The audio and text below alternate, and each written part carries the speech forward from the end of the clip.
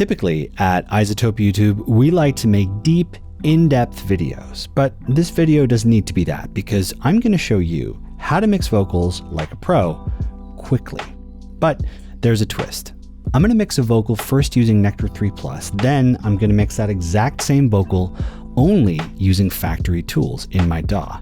And this isn't a contest to see which sounds better. The point that I want to drive home to you, the viewer, is just how much faster it is to get great results when you let the assistants give you a head start. A head start which then you can take over to make truly sound your own.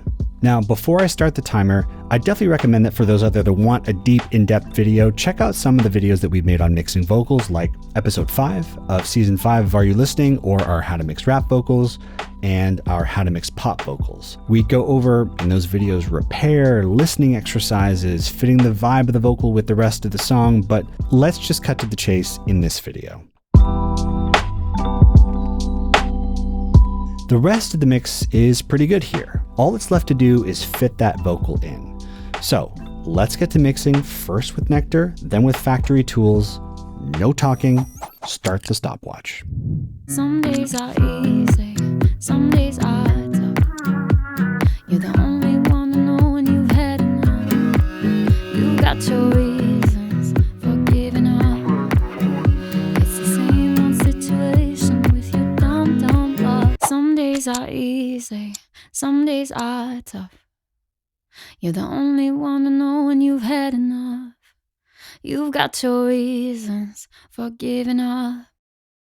It's the same old situation with your dumb love. It's high time you get to moving on. You spend all your time hanging on to it yesterday that's dead and gone. You're right where you are. Some days are easy, some days are tough. You're the only one to know when you've had enough. Believe it or not, you're right where you are. You've got your reasons for giving up.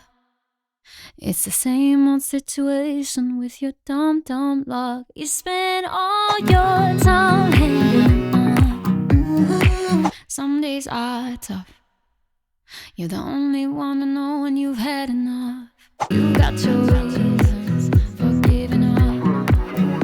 It's the same old situation with your dumb luck. Some days are easy, some days are easy, some days are, some days are. You spend all your time hanging on. It's high time you get to moving on. Some days are easy, some days are tough. You spend all your time hanging on. Some days are easy, some days are. Believe it or not, you're right where you are. Some days are easy, some days are tough. You're the only one to know when you've had enough. Some days are easy, some days are tough. Believe it or not, you're right where you belong. You spend all your time hanging on. Okay, let's stop the stopwatch. My goodness, look at all of these windows floating around. So now what I'll do is go through the Nectar and then factory vocals soloed against each other. I'll first make sure their gains are pretty similar so we don't get fooled into thinking one, we like more because it's louder. Situation with your dumb luck. You spend all your time hanging on. Remember, this is not about which one sounds better. Let's take a moment to go through the approaches now that we know how much time it took to do both and have a listen to the results. Here is Nectar 3 Plus a little bit of Plugin Alliance Brainworks on the bus. Some days are easy, some days are tough. You're the only one to know when you've had enough. You've got your reasons for giving up.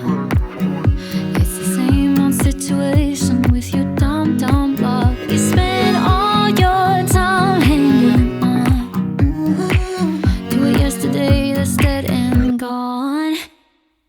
It's high time you get to moving on. Believe it or not, You're right where you belong. And here's before. Some days are easy, some days are tough. You're the only one to know when you've had enough. You've got your reasons for giving up. It's the same old situation with your dumb love. And now here is the factory version of events. Some days are easy, some days are tough.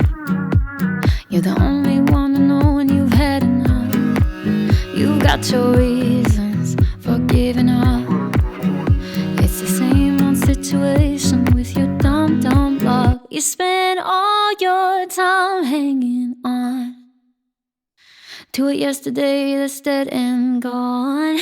It's high time you get to moving on. Believe it or not, you're right where you. And here's before, zeroing all this out. You've got your reasons for giving up. It's the same old situation with your dumb love. You spend all your time hanging on to it yesterday that's dead and gone. It's high time you get to moving on.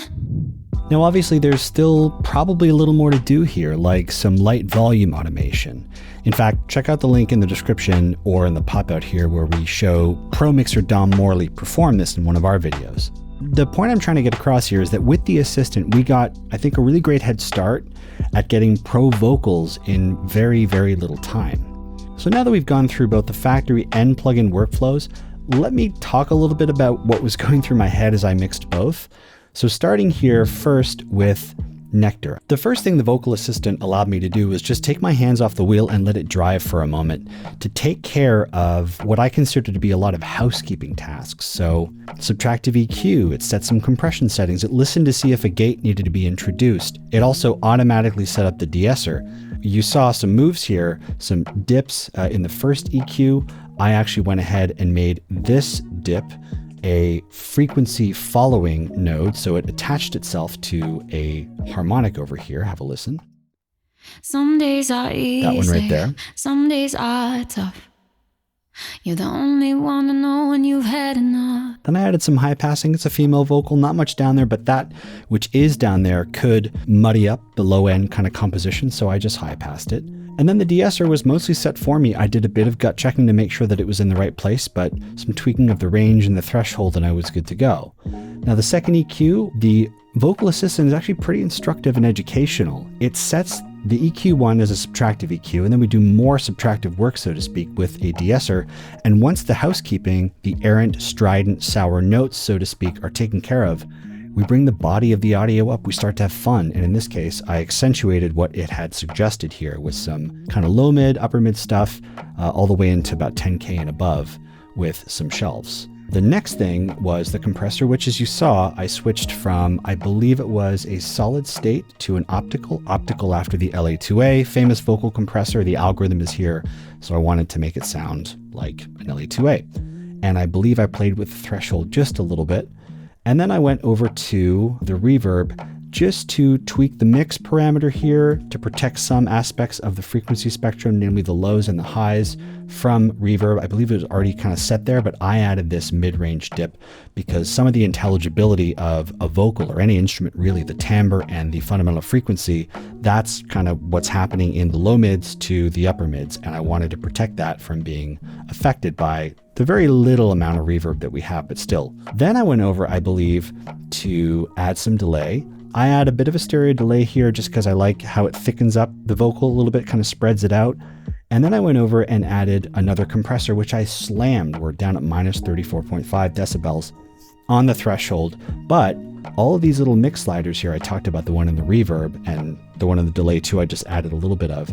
These are all parallel, so they're all at 100%. So if I just bring this mix slider up and down, I'm blending the wet in with the dry. There's no, I don't have to go and add a bus to an aux and send stuff back and all that. It's all parallel processing in this mothership. And as you can see, all the tools are cascading left to right, as you'd see in a signal chain. So it's very easy to keep everything contained in one single window.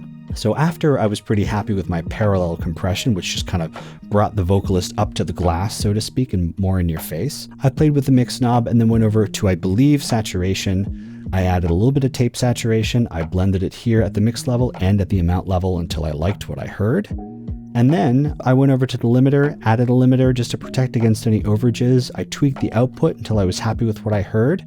And I also made sure that my ALM auto level mode is on. And what this is going to do is replace the need for a lot of hand-drawn volume automation, because the auto level mode hugs the volume and makes sure that we don't go over around -8. So this is a nice way to make sure that your compressors are working a little bit less hard when they are doing their thing in the thick of a mix.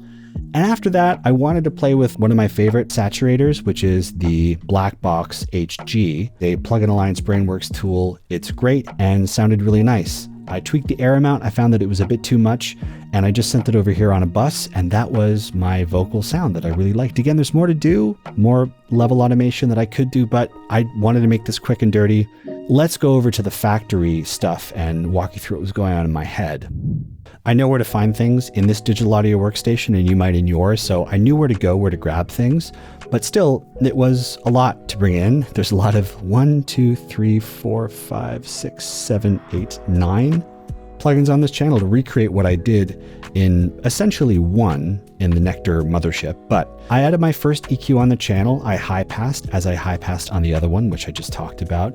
I added my dip. There's no follow node functionality here, so I just had to be okay with a static EQ cut. And I did the same to recreate the other cuts in the subtractive EQ that the assistant left me with.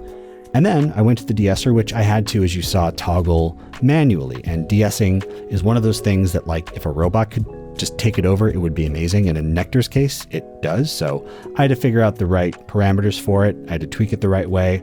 And you'll notice that as I was going through mixing this track, adding more stuff downstream from the de-esser, like compression and saturation, brought that strident, essy stuff back in. So I had to go back to the de-esser and reconfigure it. So that was a bit of a challenge, whereas in Nectar, I think it was like set it and forget it for the de-esser. So once that was done, I added compressor 1. We went opto on Nectar. We're going opto here, vintage opto on the Logic compressor. Tried to match my threshold settings and whatnot. And then I went over here to a Platinum Digital. I played with the mix parameter here and really slammed things over here on the threshold to get that in-your-face squash sound. Then I added my overdrive. And then I added my stereo delay to try to get the same thing, 30-second dotted notes, just a little bit coming in on the left and right. I did my high and low cutting over here. And then I went to Chromaverb, which doesn't have a plate sound, by the way, in Nectar 3 Plus. It's modeled after an EMT 140 plate, the reverb module. No plate apparently in Chromaverb, but there was a vocal hall, which sounded pretty good to me. We're only up at 9% wet. And then I went over to my bus to try to bring in a similar sounding overdrive. In this case, I went back to my overdrive that I added at the insert, did a bit of work, tweaked it, and then I found that I didn't really have that level and balance I wanted, and it would be too much to go through all the plugins and then gain stage them kind of one by one. It was pretty easy in Nectar because there's just a master output here, after which I added a limiter to protect against overages. I just tweaked that and I was good to go, but on the factory Logic side, I had to instantiate a gain tool to make sure that I was managing level, in this case, bringing all of it up at the very end. So this is kind of summing everything that I've done and just pushing it over the finish line to get it nice and loud. So hopefully you can see that with the assistant, you get less clutter on your screen, a centralized mothership that you can manage all of your gain staging, and a ton of tools to make a Vocal Sound Pro really, really quickly. And just so you know, assistants aren't just confined to Nectar. We've got them in Ozone, we've got them in Neutron, and even in a repair and restoration tool like RX. So they're there to give you a great head start, not to do everything for you, but just to push you in the right direction so that you can take over and make the sound or whatever it is you're working on truly your own. If you'd like to see this workflow, this side-by-side thing replicated with another tool or in another genre or on another instrument, please let us know in the comments. And yeah, we'll see you in the next one. Take care.